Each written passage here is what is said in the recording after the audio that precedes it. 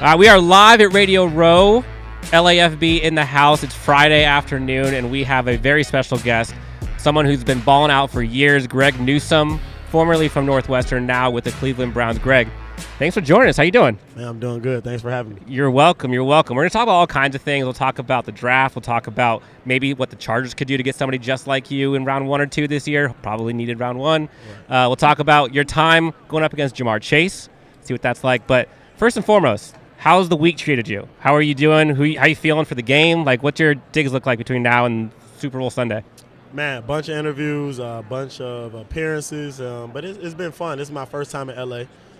First time? Yeah, because, I'm 21, though, so now it's legal. It's legal, so I'm out here for the first time. You've been to Vegas probably like 20 times, but L.A. once. Vegas, I ain't even been to Vegas yet. Like, honestly, with all the stuff going on there, I'm like, don't go. Yeah, there's no point at this point. So, yeah, I got a busy week, though, but it's definitely going to be fun for sure.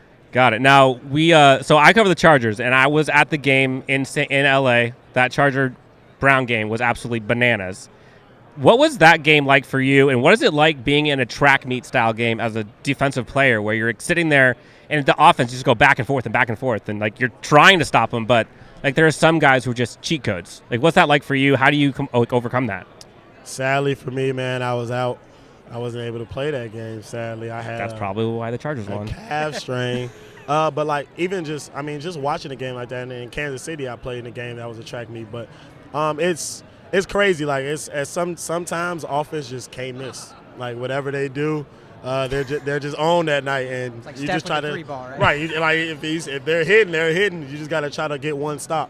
And I think they missed a call on us. They called pass interference that no one agreed with. But I think that's why they got it. But it was definitely a track meet. Got it.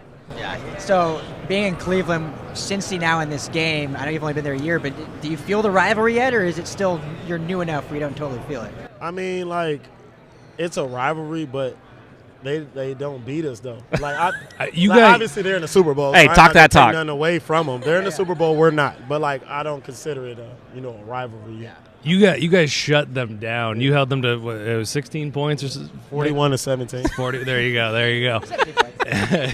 He was giving you a point. Right.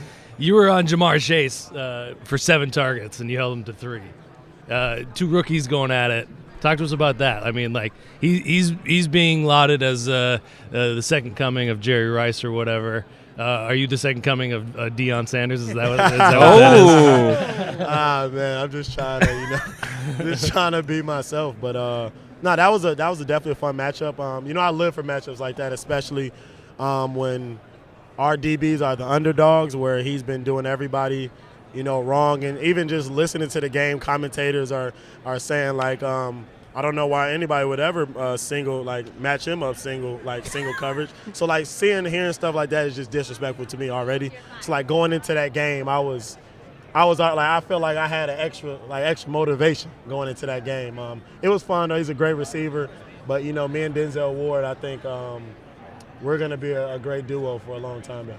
Now, you've been a great cornerback for a long time, and I think so many people now are getting the draft talk soon. Everybody's talking about like who's going to be the next great corner. What do they need?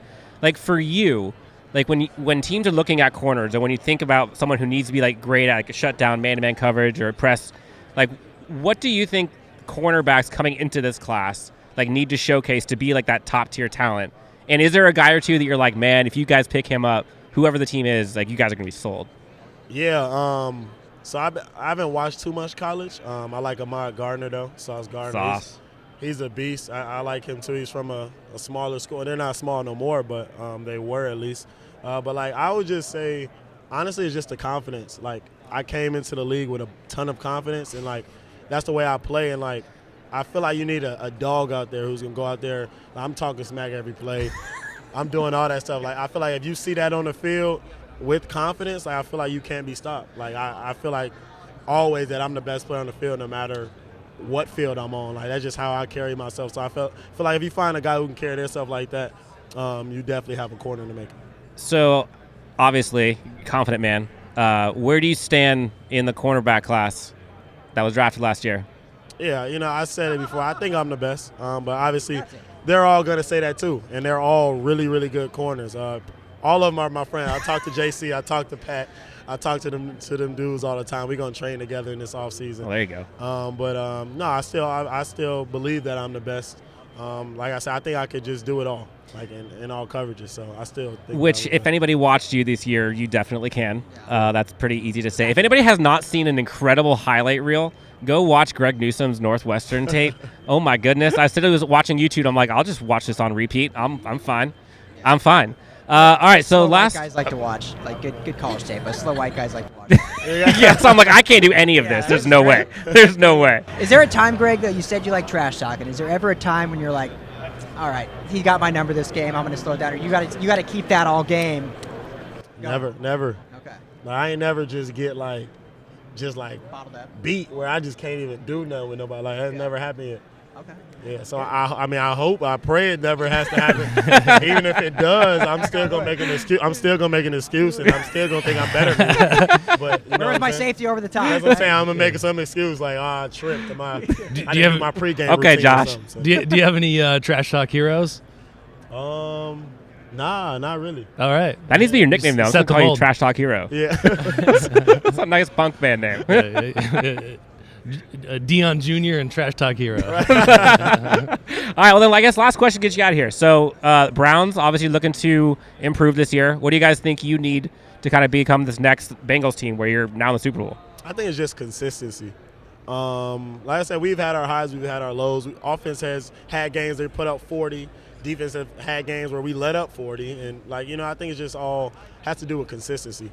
We feel like we could play with any team out there. Like Kansas City, week 1, we barely lost to them. We beat the Bengals, barely lost to the Packers. Like, we play well all the time. We're just not consistent enough. So I just feel like, when we're consistent and we take that next step and realize that now we're the hunted because we have that much talent on our roster. The Browns aren't used to being good, honestly.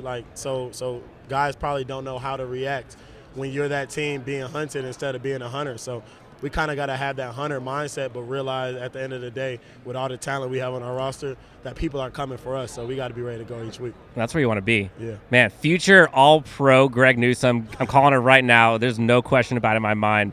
Greg, thank you so much. Cleveland, this guy's for you. I like LeBron would say.